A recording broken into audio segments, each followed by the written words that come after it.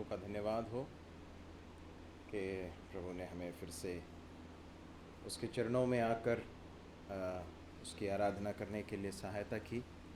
और अब हम परमेश्वर के वचन से कुछ बातें देखेंगे। पिछले दिनों हमने एलिय्याह के जीवन का अध्ययन आरंभ किया है। हम उसी अध्ययन में आगे बढ़ते हुए पहला राजा की पुस्तक उसके 17वें अध्याय से को निकालेंगे और उसके 8 से लेकर 16 तक हम पढ़ेंगे। पहला राजा, first Kings chapter 17 verse 8 to 16। पहला राजा 17वां अध्याय उसके 8 से लेकर 16 तक हम पढ़ेंगे। कोई भी भाई उसे पढ़ने में मदद करें। तब यहोवा का यह वचन उसके पास पहुंचा कि चलकर सीदोन के सारपत नगर में जाकर वहीं रह। सुन, मैंने वहाँ की एक विधवा को तेरे खिलाने की आज्ञा दी है। सो वह वहाँ से चल दिया और सारपत को गया। नगर के फाटक के पास पहुँचकर उसने क्या देखा कि एक विधवा लकड़ी पीन रही है। उसको बुलाकर उसने कहा, किसी पात्र में मेरे पीने को थोड़ा सा पानी ले आ। जब वह जल लेके जा रही थी तो उसने उसे पुकार कर कहा, अपने हाथ में एक टुकड़ा रोटी भी मेरे पास लेती आ। उसने कहा, तेरे परमेश्वर यहोवा के जीवन की शपथ, मेरे पास एक भी रोटी नहीं है, केवल गड्ढे में मुट्ठी भर मैदा और कुप्पी में थोड़ा सा तेल है।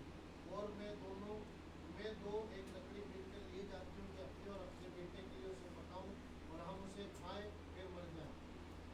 एलिय्याह ने उससे कहा, मत डर, जाकर अपनी बात के अनुसार कर, परंतु पहले मेरे लिए एक छोटी सी रोटी बनाकर मेरे पास ले आ। फिर इसके बाद अपने और अपने बेटे के लिए बनाना, क्योंकि इस्राएल का परमेश्वर यहोवा यूँ कहता है कि जब तक यहोवा भूमि पर मेंह न बरसाए तब तक न तो उस घड़े का मैदा झुकेगा और न उस कुप्पी का तेल घटेगा। तब वह चली गई और एलिय्याह के वचन के अनुसार किया। तब से वह स्त्री और उसका घराना बहुत दिन तक खाते रहे। यहोवा ने उस वचन के अनुसार जो उसने एलिय्याह के द्वारा कहा था, न तो उस घड़े का मैदा चुका और न उस कुप्पी का तेल घट गया। प्रभु अपने पवित्र वचन के पढ़े सुने जाने पर आशीष दे। मैं उम्मीद करता हूँ कि आपने पिछले बार जो हमने देखा था उसके बाद आपने जाकर इस वचन को पढ़ा होगा। हम एलिय्याह नाम के भविष्यद्वक्ता के विषय में देख रहे हैं, है ना। पुराने नियम में परमेश्वर ने इज़राइलियों के बीच में कुछ भविष्यद्वक्ताओं को भेजा, अपने दासों को भेजा जो परमेश्वर का वचन इज़राइली लोगों के बीच में लेकर जाया करते थे और परमेश्वर की ओर से कहते थे, अपनी मर्ज़ी से नहीं कहते थे, परमेश्वर की ओर से वो कहते थे, परमेश्वर यूँ कहता है, परमेश्वर का वचन सुनाते थे। और जब इज़राइल के लोग परमेश्वर के विरोध में जाते थे तो उनको परमेश्वर की ओर से चेतावनी भी दिया करते थे। तो इस तरह का एक व्यक्ति था एलिय्याह, जिसे परमेश्वर ने अपने लोगों को दिशा निर्देश देने के लिए, उनको चेतावनी देने के लिए, उन्हें फिर से परमेश्वर के मार्ग में लाने के लिए खड़ा किया। और उसके जीवन के विषय में हमने कुछ बातें पिछले दिनों में देखी, उस सब में हम वापस नहीं जाएंगे। पिछले बार हमने इस बात को देखा था कि परमेश्वर ने एलिय्याह को कहाँ भेजा था? करीत नाले के करीब भेजा। इससे पहले परमेश्वर ने उसे अहाब के राजमहल में भेजा और वो बड़े हियाव के साथ, बड़े साहस के साथ वो परमेश्वर के वचन को उसके सामने लेकर आता है। इसके बावजूद भी कि अहाब और उसकी पत्नी परमेश्वर का भय नहीं मानते थे, परमेश्वर के विरोध में थे। जो परमेश्वर का भय मानते थे, परमेश्वर के रास्ते पर चल रहे थे, उनको मार रहे थे, उनको सता रहे थे। ऐसे एक समय पर परमेश्वर का दास एलिय्याह बड़े हियाव के साथ, बहुत ही हिम्मत के साथ परमेश्वर के लिए खड़े होकर उनकी गवाही देता है। तो परमेश्वर उसे पहले कहाँ भेजते हैं? वहाँ से करीत नाले के पास में भेजते हैं। और हम जानते हैं कि वहाँ पर कुछ समय के बाद वर्षा ना होने के कारण नाला सूख जाता है। तो हमने इस बात को देखा था कि प्रभु हमें हमारे जीवन में अलग अलग अनुभवों में से होकर लेकर जाते हैं। कई बार प्रभु हमें किसी एक साधन से हमारी आवश्यकताओं की पूर्ति कर रहे होते हैं। तो ऐसा कई बार होता है कि वो साधन जो है वो सूख जाता है, जैसा कि करीत नाले के बारे में हम पढ़ते हैं। हो सकता है वो स्रोत जो है वो सूख जाए। लेकिन हमने एक बात देखी थी, और वो ये थी कि इस संसार के संसाधन सूख सकते हैं, लेकिन परमेश्वर का स्रोत कभी भी सूख नहीं सकता। परमेश्वर के रास्ते कभी भी बंद नहीं। एक रास्ता अगर बंद हुआ है तो परमेश्वर अपने लोगों को चलाने के लिए दूसरे रास्ते तैयार कर सकता है। इससे पहले कि वो करीत नाले का पानी सूखता, परमेश्वर ने पहले से ही एलिया के पालन पोषण के लिए, उसकी आवश्यकताओं की पूर्ति के लिए पहले ही एक प्रावधान कर दिया था। इसलिए यदि आज हम किसी संघर्ष में से होकर गुजर रहे हैं, किसी आवश्यकता में से होकर गुजर रहे हैं, यदि आपको लगता है कि आगे की चीज़ें कैसी होंगी, तो मैं आपको स्मरण दिलाना चाहता हूँ कि परमेश्वर ने यदि एक प्रावधान यदि अगर बंद कर दिया है, तो परमेश्वर ने दूसरे प्रावधान को पहले से ही तैयार कर दिया है। इस बात को हम देखकर प्रोत्साहित हो सकते हैं। 8वें पद में हम देखते हैं, तब यहोवा का यह वचन उसके पास पहुंचा। क्या पहुंचा? चलकर सीदोन के सारपत नगर में जाकर वहीं रह, सुन मैंने वहाँ की एक विधवा को तेरे खिलाने की आज्ञा दी है। परमेश्वर ने पहले से ही उसके भरण पोषण के लिए प्रावधान कर दिया था। किसके द्वारा किया था? सारपत नगर के, सीदोन के सारपत नगर में एक विधवा है, उसके द्वारा परमेश्वर ने उसके भरण पोषण का प्रावधान किया। और यहाँ पर एक बहुत रोचक बात लिखी है कि मैंने वहाँ की एक विधवा को तेरे खिलाने की आज्ञा दे रखी है। ये बहुत ही एक रोचक एक कथन है कि परमेश्वर ने उस विधवा को क्या किया था? आज्ञा दी थी। अब देखिए, जब हम आगे इस कहानी में बढ़ते हैं तो हमें ऐसा स्पष्ट दिखता नहीं कि परमेश्वर ने उस स्त्री से जो है कुछ सीधे सीधे तरीके से बात की हो कि कोई व्यक्ति आने वाला है इज़राइल से, परमेश्वर का जन है, तुम्हें उसे जो है भोजन देना होगा। ऐसी कोई बात हमें समझ में नहीं आती है, परंतु परमेश्वर ने उसके हृदय को पहले से ही तैयार किया, ऐसा हम समझ सकते हैं।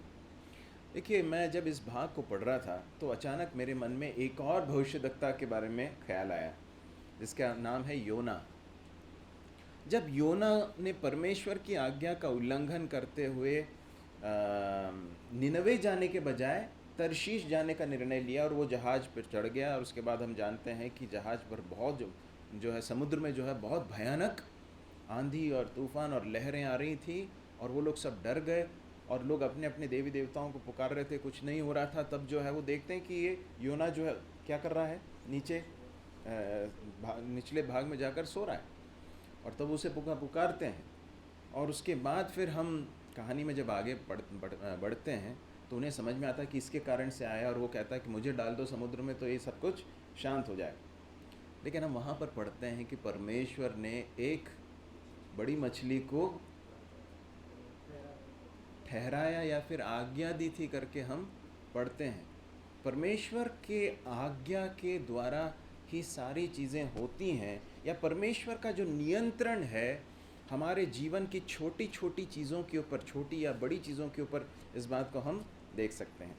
मैं एक भाग परमेश्वर के वचन का आपके सामने लाना चाहता हूँ। विलाप गीत की पुस्तक, ये एक बहुत ही एक सुंदर पद है जो मैं हमेशा स्मरण करता हूँ। विलाप गीत की पुस्तक, उसका 3 अध्याय और उसका 37वां पद, लैमेंटेशंस, बुक ऑफ लैमेंटेशंस, चैप्टर 3 वर्स 37। पढ़ लेंगे उसे। यदि यहोवा ने आज्ञा न दी हो, तब कौन है कि वचन कहे और वह पूरा हो जाए। इस वचन ने मुझे कई बार प्रोत्साहित किया, और मैंने हमारे परिवार में कुछ जो बुज़ुर्ग थे, परमेश्वर का भय मानने वाले, प्रभु से प्रेम करने वाले, उनके मुंह से इस वचन को अनेक बार सुना। मेरी मामी ये इस पद को जो है कई बार कोट किया करती थी। मेरे चाचा के मुंह से सुना, मेरे माता पिता के मुंह से सुना, और वो अपने जीवन के अलग अलग परिस्थितियों में, जबकि बहुत कठिनाइयों में से होकर गुजरते थे या किसी परेशानियों में से होकर गुजरते थे, वो इस पद को कोट करते थे। और क्या कहते थे? परमेश्वर यहोवा के कहे बिना, उसकी आज्ञा के बिना कुछ कैसे संभव हो सकता है। इसका अर्थ ये है मेरे प्रिय भाई और बहनों, हमारे जीवन में अनुमति दी गई परिस्थितियां परमेश्वर की आज्ञा के द्वारा आई हैं। इस बात को हमें कभी भूलना नहीं चाहिए। परमेश्वर ने उस नाले को सूखने की आज्ञा भी परमेश्वर ने दी। उससे पहले परमेश्वर ने अकाल को ठहराया, परमेश्वर ने वर्षा को रोक दिया, परमेश्वर ने उस कौवे को आज्ञा दी कि वो जाकर एलिया को भोजन लेकर जाए। परमेश्वर ने आज्ञा दी सारपत की विधवा को, या फिर परमेश्वर ने उसके हृदय को तैयार किया। इसलिए हमारे जीवन में जो छोटी बड़ी चुनौतियां आती हैं, है ना, कई बार हमें समझ में नहीं आता कि आगे किस तरह से हम करेंगे, या फिर क्या कुछ आगे क्या रखा है, कई बार हमारे मन में जब आता है, तो इस बात को कभी मत भूलना। इस पद को यदि आपने अभी तक अंडरलाइन नहीं किया तो उसे कृपया अंडरलाइन कर लें। विलाप गीत 3 अध्याय उसका 37वां पद, यदि यहोवा ने आज्ञा न दी हो तो क्या ऐसा हो सकता कि कोई व्यक्ति कुछ कहे और वैसा हो जाए? यहोवा की आज्ञा के बिना कुछ नहीं हो सकता। इस बात को हम देखते हैं। तो हम वहाँ देखते हैं कि परमेश्वर विधवा को खिलाने की आज्ञा देता है। ठीक है, अब 10वें पद में हम आते हैं। अतः अब वहाँ पर जब परमेश्वर का वचन एलिया के पास पहुँचा कि जा चलकर सीदोन के सारपत नगर में जाकर वहीं रह, तो उसका प्रत्युत्तर जो है 10वें पद में हम पढ़ते हैं। क्या लिखा है? बहुत ही सरल शब्दों में, बहुत ही सीधा सा एक सेंटेंस है। क्या है? अतः वह वहाँ से चल दिया और सारपत को गया और नगर के फाटक के पास पहुँचकर उसके बाद की बातें जो है वो लिखी हुई हैं। देखिए, कई बार जब परमेश्वर के वचन को पढ़ते हैं, जब कई चीज़ें बहुत प्लेनली लिखी रहती हैं, सरल तरीके से लिखी रहती हैं, तो कई बार उसके पीछे के संदर्भ को हम यदि हम नहीं समझें तो हम कई बार उसकी गहराई को बूझ नहीं पाते हैं। देखिए, परमेश्वर का वचन जब एलिया के पास पहुंचा कि तुझे जाना है अहाब के पास, ये आसान था क्या? नहीं था। हम जानते हैं कि अहाब बहुत ही एक दुष्ट राजा है। परमेश्वर के भविष्यद्वक्ताओं को वो मारा, उसकी पत्नी ने इतने सारे भविष्यद्वक्ताओं को मारा है। आगे जाकर एलिया कहता है कि मैं ही बचाऊं, है ना। तो ऐसे एक दुष्ट राजा के शासन में जब परमेश्वर कहता है कि तू उसके सामने जा, आसान है क्या? नहीं। लेकिन हम एलिया को क्या करते हुए देखते हैं? वो तुरंत जाता है। उसके बाद परमेश्वर कहता है तू एक काम कर, यहाँ से करीत नाले में जा। तो क्या करता है? वो जाता है। अब वहाँ से परमेश्वर कहता है कि ठीक है, अब यहाँ का समय खत्म हो गया, अब तो यहाँ से कहाँ जा? सीदोन के सारपत नगर में जा। क्या लिखा है? अतः वो वहाँ से चल दिया। इब्राहिम के बारे में परमेश्वर का वचन कहता है, परमेश्वर का वचन इब्राहिम के पास पहुँचा कि चलकर उस स्थान की ओर जा, मैं जो तुझे दिखाऊंगा, और तुझे अपने बेटे को साथ में लेकर जाना है और उसे बलिदान करना है। हम पढ़ते हैं, इब्राहिम निकल पड़ा। परमेश्वर का वचन जब इब्राहिम के पास उससे पहले पहुंचा कि तू अपने घर कुटुंब को छोड़कर उस देश की ओर जा जिसे मैं तुझे दिखाऊंगा, वो क्या किया उसने? बस चल पड़ा। देखिए, यदि हम परमेश्वर के भक्तों के जीवन को यदि ध्यान से अगर निरीक्षण करें तो हम एक बात देख सकते हैं कि वे परमेश्वर जो कहता था उसे मानने के लिए पूरी रीति से समर्पित थे। वे क्वेश्चन नहीं करते थे, वे पूछते नहीं थे प्रभु ऐसा क्यों, ऐसा होगा तो मेरा क्या होगा, हाँ, और वहाँ पर ऐसी सब चीज़ें हैं। हम परमेश्वर के दासों को जो उसकी आज्ञा मानते थे, परमेश्वर के लिए बहुत उपयोग में आते हुए देख सकते हैं। तो हम यहाँ पर देखते हैं कि वो कोई क्वेश्चन नहीं करता है, आज्ञा मानकर चला जाता है। मेरे प्रिय भाइयों बहनों, यदि हम चाहते हैं कि हमारे जीवन में हम परमेश्वर के हाथ को देखें, परमेश्वर की भुजा को, परमेश्वर की बलवंत भुजा को हमारे जीवन में यदि हम देखना चाहते हैं, तो उसके लिए 2 चीज़ें ज़रूरी हैं। एक तो परमेश्वर के ऊपर विश्वास और दूसरा आज्ञाकारिता, फेथ एंड ओबीडियंस। और ये दोनों एक दूसरे के साथ जुड़ी हुई हैं। यदि हम विश्वास करते हैं तो क्या करेंगे? हम आज्ञा मानेंगे, है ना। आज्ञा मान के और विश्वास करके ही आनंदित ख्रिस्त में होंगे। बस एक राह है यही। यदि हम प्रभु पर भरोसा करें तो प्रभु जो हमसे कहते हैं उसे मानने के लिए हम तैयार हो जाएंगे। हम जो मान रहे हैं उसका परिणाम क्या होगा उसके विषय में हमें सोचने की ज़रूरत नहीं है। यदि परमेश्वर का वचन है, परमेश्वर का वचन यदि हमसे कुछ कहता है करने के लिए, तो फिर उसका परिणाम क्या होगा उसे हमें परमेश्वर के ऊपर डालना है। हमें ये सोचने की ज़रूरत नहीं कि मेरे लिए वो फेवरेबल होगा, मेरे लिए अच्छा होगा, बुरा होगा, ये सब प्रभु देख लेगा। हम यहाँ पर देखते हैं कि वो निकल पड़ता है और वो सारपत को गया करके हम पढ़ते हैं। अब देखिए क्या होता आगे। नगर के फाटक के पास पहुंचकर उसने क्या देखा कि एक विधवा लकड़ी बीन रही है। उसको बुलाकर उसने कहा, किसी पात्र में मेरे पीने को थोड़ा पानी ले आ। जब वह लेने जा रही थी तो उसने उसे पुकार के कहा, अपने हाथ में एक टुकड़ा रोटी भी मेरे पास लेती आ। देखिए, जब परमेश्वर का वचन एलिया के पास आया कि एक विधवा को मैंने तेरे भरण पोषण के लिए मैंने आज्ञा दी है, तो ही विचार आ सकता है कि प्रभु, एक तो स्थिति बहुत ही खराब है। क्यों खराब है?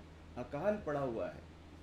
अकाल में जो है सबसे धनी लोग भी बहुत ही बुरी अवस्था में है, तो फिर एक विधवा की स्थिति क्या होगी? परंतु परमेश्वर ने कहा है ना, तो परमेश्वर ने जब कहा है तो परमेश्वर उसे पूरा करने के लिए विश्वास योग्य है, इसलिए वो चला जाता है, विधवा को देखता है। वो क्या कर रही है? लकड़ी बीन रही है। मैं सोचता हूँ कि उसकी अवस्था को देखकर ही एलिया को समझ में आ गया होगा कि वो कितनी गरीबी में अपने जीवन को व्यतीत कर रही है। लेकिन वो उससे कहता है, क्या कहता है? किसी पात्र में मेरे पीने को थोड़ा पानी ले आ। और इतना कहकर वो रुक नहीं जाता है। फिर क्या कहता है? जब वह लेने जा रही थी तो उसने उसे पुकार के कहा, अपने हाथ में एक टुकड़ा रोटी भी मेरे पास लेती है। एलिया जिस तरह से इस विधवा के साथ बात कर रहा है, उससे एक बात समझ में आती है कि एलिया परमेश्वर के ऊपर विश्वास करने वाला एक भविष्यद्वक्ता था, परमेश्वर पर भरोसा करने वाला भविष्यद्वक्ता था। सही है कि नहीं? अन्यथा उसके लॉजिक से, उसके तर्क से यदि वो सोचे, बुद्धि से सोचे, तो सोचना चाहिए उसको कि ठीक है, प्रभु ने कहा तो है कि ये विधवा को मैंने आज्ञा दी है, लेकिन उसको देखकर तो ऐसा लग रहा है कि इसी के पास कुछ नहीं है। अब मैं इससे जो है खाने के लिए कैसे बोलूँ? पानी के लिए तो बोल दिया, लेकिन खाने के लिए कैसे बोलूँ? लेकिन जब वो बोलता है कि मेरे लिए एक टुकड़ा रोटी भी लेती आ, तो ये उसका विश्वास जो है उस विधवा के ऊपर नहीं है, परंतु किसके ऊपर है? उस परमेश्वर के ऊपर है जिसने उस विधवा को आज्ञा दी। इसलिए हमारे जीवन में हमें कभी भी इस बात को भूलना नहीं है कि हमारा जो सस्टेनेंस है, हमारे जीवन का भरण पोषण जो है, हमारी आवश्यकताओं की पूर्ति जो है, उसके लिए परमेश्वर कुछ रास्तों को तैयार कर सकता है। हो सकता है हमारी नौकरी हो, हमारा धंधा हो, या परमेश्वर ने कुछ भी आय के साधन आपको दिए हों, वो हो। लेकिन कभी भी इस बात को न भूलें कि वो तो सिर्फ एक माध्यम है। देने वाला कौन है? परमेश्वर है। परमेश्वर है। इसलिए कभी मत भूलिए कि प्रभु मेरी आवश्यकताओं को पूरी कर रहा है। हमेशा इस बात को अपने आप को याद दिलाइए, प्रभु मेरी आवश्यकताओं को पूरी कर रहा है। मैं जहाँ पर काम कर रहा हूँ या काम कर रही हूँ, या मेरे आय का जो स्रोत है, वो सब परमेश्वर का एक साधन मात्र है ना। यहाँ पर वो कहता है, मेरे लिए एक टुकड़ा रोटी लेते हैं। एक और बात मैं सोच रहा था कि जब परमेश्वर ने एलिया को कहा कि तू इस विधवा के घर में जा और वहाँ पर मैं तुझे पालूँगा, तो उसे ये भी बात मालूम है कि अब विधवा के घर पे जाएंगे तो जो है वैसे ही अकाल पड़ा हुआ है, और एक विधवा का घर है तो जो है भोजन भी जो है कैसा होगा? बहुत हाई क्वालिटी भोजन होगा क्या? क्या होगा? अब यहाँ पर जितना समझ में आता है उतना समझ में आता है कि रोटी का प्रावधान तो था और पानी का प्रावधान था, है ना। तेल भी उस वहाँ पर लिखा हुआ है, और वो क्या भोजन था हमें नहीं मालूम, लेकिन इतना समझ में आता है कि कोई बहुत असाधारण भोजन तो नहीं था। परंतु एलिया को अपने जीवन की हर परिस्थिति में बहुत ही संतुष्टि के साथ और आनंद के साथ जीते हुए हम देख सकते हैं। जब वो करीत नाले के पास में था तो क्या मिल रहा था? रोटी मिल रही थी और चिकन नहीं मालूम चिकन था, जो भी है, लेकिन कुछ तो जो है मांसाहार भोजन था, स्वादिष्ट भोजन रहा होगा जो भी है, लेकिन अब वहाँ से अब यहाँ विधवा के घर में आ गया है, और विधवा के घर में रोटी का प्रावधान तो है, आगे क्या है नहीं मालूम, लेकिन साधारण भोजन है। परमेश्वर ने जिस भी स्थिति में उसको रखा, उसे हम बहुत ही आनंद के साथ, संतुष्टि के साथ उसे ग्रहण करते हुए हम देख सकते हैं। देखिए, हो सकता है हमारे जीवन में एक ऐसा समय रहे जब बहुत कुछ हो, लेकिन ऐसा भी हो हमारे जीवन में परिस्थिति आती है जब हमारे जीवन में कई बार घटी रहती है, या फिर जो हम सोच रहे हैं वैसी चीज़ें हमें नहीं मिलती हैं। एक परमेश्वर के ऊपर भरोसा करने वाला भक्त व्यक्ति अपने जीवन की हर परिस्थिति में क्या करता मालूम है? प्रभु को धन्यवाद देकर उसे ग्रहण करता है, जो भी मिला है। इस बात को मैं आपके प्रोत्साहन के लिए बोलना चाहता हूँ। प्रभु आपको जो भी देता है, धन हो सकता है, संपत्ति हो सकती है, या फिर भोजन हो सकता है, जैसा भी हो, जितना भी हो, इसके लिए हमेशा क्या कीजिए? प्रभु को धन्यवाद देकर संतुष्ट रहना सीखिए। ये संतुष्टि जो है, ये बहुत बड़ी एक चीज़ है ना। मैंने ऐसे लोगों को देखा जिनके पास बहुत पैसा है, लेकिन जिनके अंदर संतुष्टि नहीं है, और ऐसे लोगों को भी देखा है जिनके पास बहुत कम है, लेकिन बहुत संतुष्टि के साथ रहते हैं। तो परमेश्वर का वचन एलिया के जीवन से हमें ये दिखाता है कि जीवन की हर परिस्थिति में वो परमेश्वर ने ये अनुमति दी है मेरे जीवन में, इस बात को समझते हुए उसमें संतुष्ट रहकर उसे एक्सेप्ट करने वाले एक व्यक्ति के रूप में हम उसे देख सकते हैं। प्रभु हमारी सहायता करे। और उसके बाद फिर हम देखते हैं विधवा के प्रत्युत्तर को हम देखते हैं। क्या लिखा है? 12वें पद में पढ़ते हैं, उसने कहा, तेरे परमेश्वर यहोवा के जीवन की शपथ, मेरे पास एक भी रोटी नहीं है।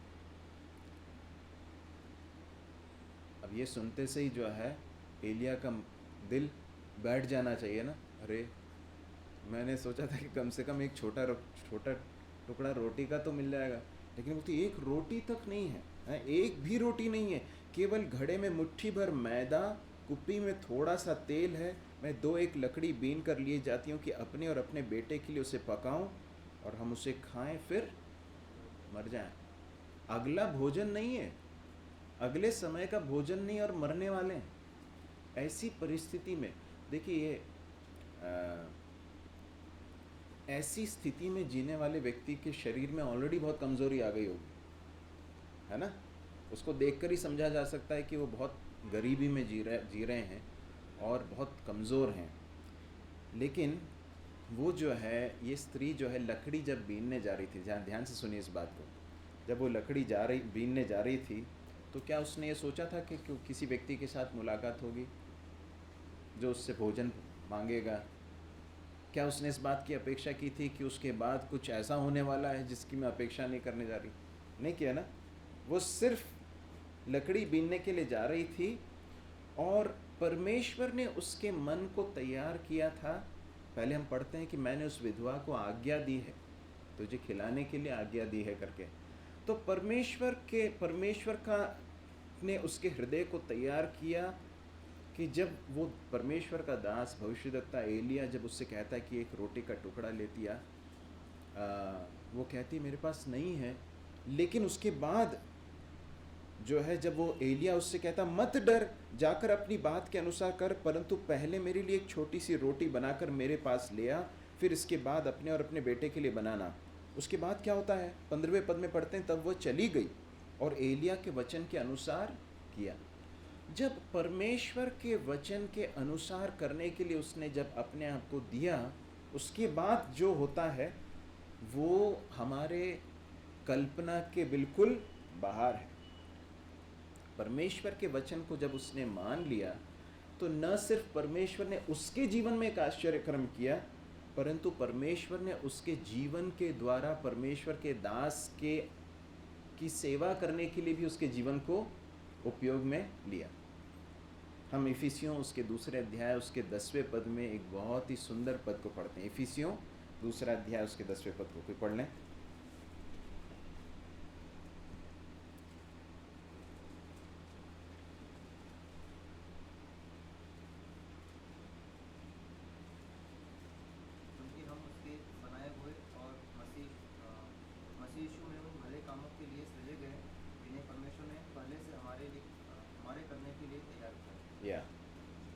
हम मसीह यीशु में फिर से बनाए गए हैं और भले कामों के लिए सृजे गए हैं, उन भले कामों को करने के लिए जिन्हें परमेश्वर ने हमें हमारे लिए पहले से ही ठहरा दिया है।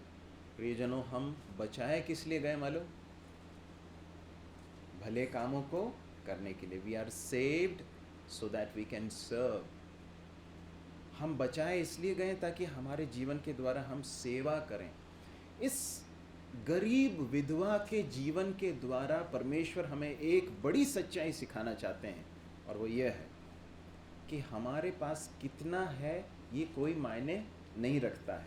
हमारे पास बिल्कुल थोड़े से थोड़ा भी है, उसके द्वारा भी परमेश्वर की सेवा की जा सकती है।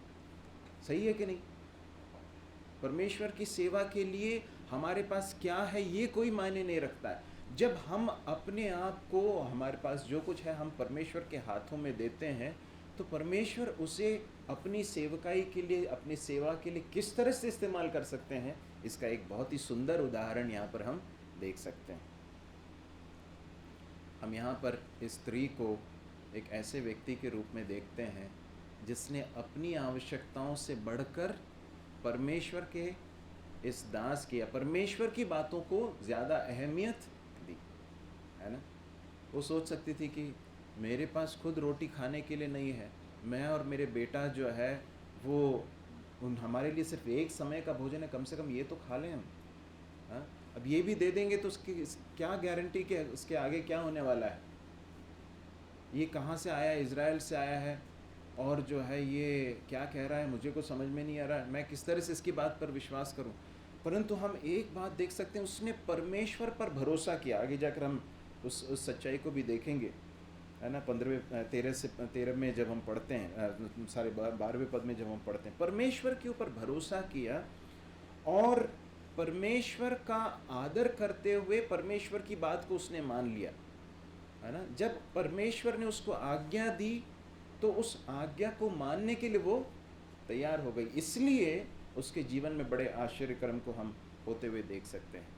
कई बार हम अपने तर्क को यूज़ करते हैं, अपने दिमाग को लगाते हुए हम कहते हैं कि यदि मैं ऐसा करूँगा तो मेरा क्या होगा, है ना। इस बात को न समझते हुए कि परमेश्वर है जो हमारे रिसोर्सेस को या हमारे पास जो कुछ परमेश्वर ने संसाधन दिए हैं वो उसके द्वारा दिए गए हैं, और उनका उपयोग या उसको आशीषित भी कौन कर सकता है? परमेश्वर कर सकता है। इस बात को भूलकर हम कई बार अपने संसाधनों का उपयोग कई बार इस तरह से करते मानो वो हमारा है या फिर हम उसे मैनेज कर रहे हैं। प्रभु हमारी सहायता करे। इस गरीब विधवा का ये जो विश्वास का ये कदम है, ये कितना ही प्रोत्साहन देने वाला है। देखिए आगे 12वें पद में हम पढ़ें, क्या कहती है वो?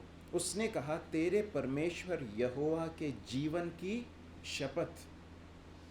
अंग्रेजी में कैसे लिखा है? As the Lord your God lives.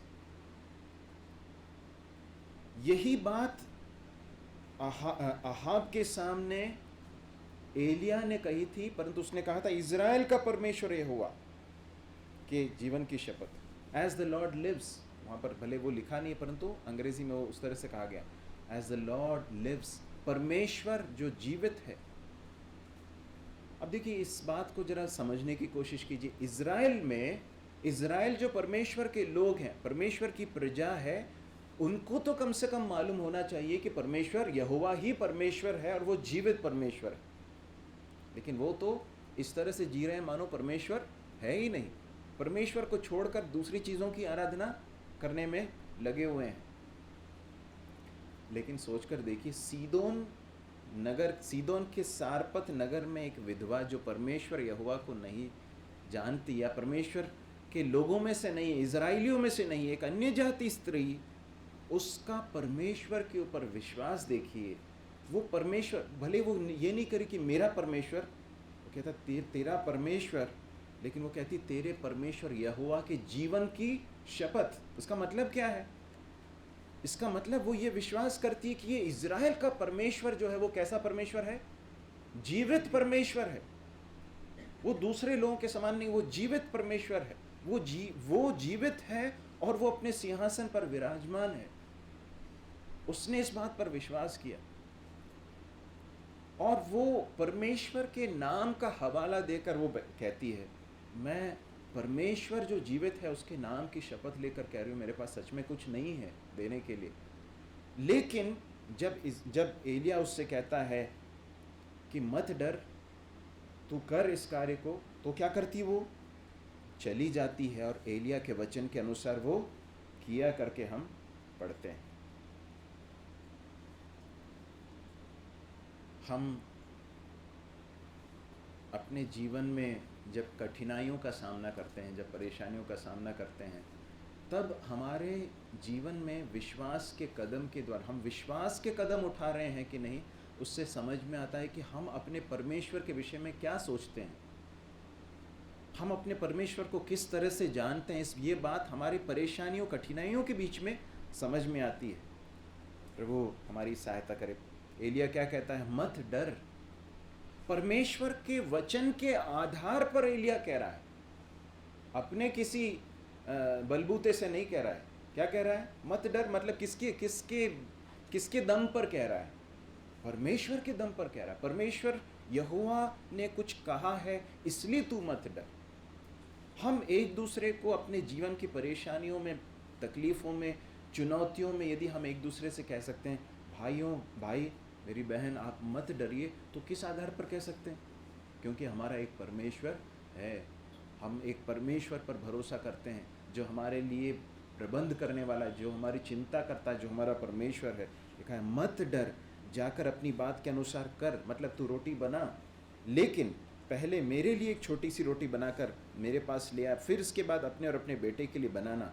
उसके बाद 14वां पद, क्योंकि इज़राइल का परमेश्वर यहोवा यूँ कहता है कि जब तक यहोवा भूमि पर मेंह न बरसाएगा तब तक न तो उस घड़े का मैदा समाप्त होगा और न उस कुप्पी का तेल घटेगा।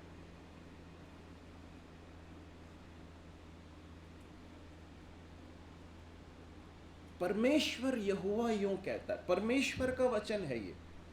और परमेश्वर का वचन क्या है कि यदि तू अभी मेरी बात को मानकर तो परमेश्वर की आज्ञा का पालन करेगी तो क्या होगा? कुछ ऐसा होने वाला है जो तेरे कल्पना के बाहर है। क्या होने वाला है? तेरे पास जो कुप्पी में जो तेल है वो नहीं घटेगा और तेरे घड़े में जो मैदा है वो भी खत्म नहीं होगा। तर्क के बाहर है। हम किसी पात्र के अंदर से कुछ निकालते हैं तो उसकी मात्रा कम होती है कि बढ़ती है? कम होती है ना? लेकिन यहाँ पर जो है वो उल्टा हो रहा है। वो उसमें से उपयोग करते जा रही है लेकिन वो ख़त्म ही नहीं हो रहा है। ये है हमारे परमेश्वर प्रभु के रास्ते, ये है हमारे परमेश्वर की भलाई। वो जब हमारे जीवन में कार्य करता है तो हमारे जीवन में सबसे कम या सबसे नगण्य चीज़ों का भी उपयोग अपनी महिमा के लिए कर सकता है और उसके द्वारा हमें चला सकता है। इस बात को हम देख सकते हैं। जब उसने विश्वास करके आज्ञा मान ली तो हम देखते हैं क्या लिखा है वहाँ पर, तब वह चली गई, एलिया के वचन के अनुसार किया। तब से ध्यान दीजिए, तब से वह और स्त्री और उसका घराना बहुत दिन तक जीते रहे। उस घड़ी से लेकर जब तक बारिश नहीं हुई तब तक उस घर का हर भोजन जो है एक मिराकल था। सही है कि नहीं? हर भोजन, हर बार जो है मैदा निकालती और उसके बाद फिर उससे रोटी बनाती, तेल से जो भी बनाती हो, उसके बाद फिर वो अगले खाने के लिए जब पहुंचती तो देखती कि उसके अंदर वापस आ गया है। कितनी सुंदर बात है। मैं एक और बात सोच रहा था कि परमेश्वर ने ऐसा क्यों नहीं किया कि वो घर, उसके घर में जो है बहुत सारे घड़ों के अंदर जो है मैदा भर दिया और तेल जो है वो भी बहुत सारे कुप्पियों में भरने के लिए बोल दिया। कुछ स्थानों पे ऐसे भी हुआ है। परमेश्वर ने ऐसा क्यों क्यों क्यों क्यों नहीं किया? मैं सोच रहा था अपनी बुद्धि से, मुझे नहीं मालूम, हो सकता है सही भी हो गलत भी हो, परंतु आप जानते हैं अकाल पड़ा हुआ है। यदि किसी को मालूम पड़ता कि यहाँ पर बहुत सारा है तो हो सकता है कि उसके ऊपर आक्रमण हो जाता है, कुछ परेशानी आ जाती है। क्योंकि अकाल में लोग कुछ भी करने के लिए तैयार हो जाते हैं। अपने एक दूसरे को मार कर खाने वाली अवस्थाएं भी पृथ्वी में हुई हैं अकाल के समय में। यहाँ पर परमेश्वर ने उसके प्रति भोजन, प्रति समय के हर समय के भोजन के लिए प्रावधान किया। ये क्या हमारे लिए पर्याप्त है क्या? कई बार हम अपनी आवश्यकताओं से बढ़कर बहुत चाहते हैं, लेकिन परमेश्वर यदि हमारे प्रतिदिन की रोटी हमें दे तो उसमें आनंदित रहना सीखना है। इसलिए प्रभु यीशु मसीह ने भी अपने पिता से अपने शिष्यों को सिखाया प्रार्थना में, हमें अपने प्रतिदिन की रोटी दे। बहुत संतुष्टि है उसमें। प्रभु हमारी सहायता करे। तो हम यहाँ पर देखते हैं कि उसने परमेश्वर की आज्ञा को मान लिया और परमेश्वर के बड़े हाथ को हम वहाँ पर देख सकते हैं। उसके उस विश्वास के कारण हम देखते हैं कि परमेश्वर का बड़ा बल, उस परमेश्वर की भुजा जो है वहाँ पर हमें देखने को मिलती है। हम यहाँ पर समाप्त करेंगे। मेरे प्रिय भाइयों और बहनों, हमारे जीवन में अभी क्या चल रहा है, आपके जीवन में क्या चल रहा है, इसे मैं नहीं जानता, आप जानते हैं। परंतु मैं अपने जीवन के उदाहरण से आपको बताना चाहूँगा। ये बातें जो लिखी हुई हैं भले अक्षरशः ऐसी नहीं हुई, परंतु मैं अपने व्यक्तिगत जीवन के 1998 में मैंने अपनी नौकरी से इस्तीफ़ा दिया और उस समय पर मुझे कोई भान नहीं था कि मेरी आवश्यकताएं कैसी पूरी होंगी, किस तरह से चीज़ें होंगी। परंतु वो दिन है और आज ये दिन है। उसके बाद मेरा विवाह हुआ। एक रोचक बात याद आती है। एक व्यक्ति जो प्रभु को नहीं जानते थे, मसीह मतलब क्रिश्चियन है लेकिन मसीह को नहीं जानते, वो एक बार मुलाकात हुई। उन्होंने मुझसे कहा कि तुझे कौन लड़की देगा तू कैसे, तेरी शादी कैसे होगी, तू ये सब नौकरी वोकरी सब छोड़ के जो है तो ये सब करने के लिए निकला है। मैंने बोला प्रभु देखेगा, प्रभु सहायता करेगा। और विवाह हुआ, बच्चे हुए। प्रभु ने हमें अद्भुत रीति से चलाया है। और ये जो बात है ना कि परमेश्वर के रास्ते बहुत अद्भुत होते हैं। यदि एक रास्ता बंद होता है तो परमेश्वर अगले रास्ते, और ये आपको अतिशयोक्ति नहीं है। यहाँ पर और भी लोग हैं जो इस बात को जानते हैं। डैनी के माता पिता हैं, वो भी प्रभु की सेवा करते हैं, और भी कई लोग हैं जिन्होंने प्रभु के सेवा करते हुए लोगों को ध्यान से देखा है। कभी ऐसा नहीं होता है कि एक पैटर्न हो कि एक ही स्रोत से जो है चीज़ें आ रही हैं। जो विशेषकर हमारी कलीसियाओं में जो प्रभु की सेवा करते हैं उनके लिए कोई पैटर्न नहीं रहता है। परंतु ये बहुत अद्भुत है कि परमेश्वर किस तरह से अपने दासों को चलाता है। तो मैं आपको ये बताना चाहता हूँ, ये सिर्फ जो है इवेंजलिस्ट लोगों के ऊपर लागू नहीं है, ये हर विश्वासी के ऊपर लागू एक सच्चाई है। सिर्फ इतना अंतर है कि आपको परमेश्वर ने आय के लिए एक स्रोत दिया है, जबकि परमेश्वर ने अपने दासों के लिए जो एक नौकरी नहीं कर रहे हैं उनको अलग अलग स्रोत दिए हैं, और परमेश्वर अलग अलग समय पर अलग अलग तरीके से उनका पालन करता है। परंतु देने वाला कौन है? परमेश्वर है। प्रभु है जो हमें देता है, प्रभु है जो हमें चलाता है। हमारा भरोसा मनुष्यों के ऊपर ना हो, हमारा भरोसा जो है संसार के प्रावधानों पर ना हो, परंतु परमेश्वर पर हो जो हमें चलाता है। उसके ऊपर हम भरोसा रखें और उस पर विश्वास करके हम विश्वास के कदम उठाएं। परमेश्वर हमें अपने बलवंत भुजा को दिखाएगा। हम अपने अनुभव से जान पाएंगे कि प्रभु कितना अच्छा है, कितना भला है। प्रभु हमारी सहायता करे। इस गरीब विधवा के जीवन से और एलिया के जीवन से जो बातें हमने सीखी हैं वो सब हमारे जीवन में लागू करने के लिए परमेश्वर हमें अनुग्रह दे। परमेश्वर के बड़े नाम की महिमा आज से लेकर हमेशा तक होती रहे।